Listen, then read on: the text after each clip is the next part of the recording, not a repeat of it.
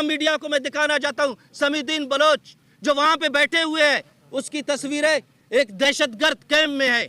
और दहशतगर्द अला नजर जो अब तुर्बत में, जिसने हमारे मजदूरों को शहीद किया और BLF के नाम से कबूल कर दिया। आप दहशतगर्दों के दोस्त हैं, आपकी तस्वीरें दहशतगर्दों के साथ है। लोग हैं डेथ स्क्वाड के लोग, आप हमें कत्ल कर रहे हैं, आप हमें शहीद कर रहे हैं, आपने हमारे लोगों को शहीद किया गया है। और आप मिसिंग पर्सन की जो ढोंग रचाया जा रहा है, उसका एक छोटा सा मिसाल मैं आपको दूं।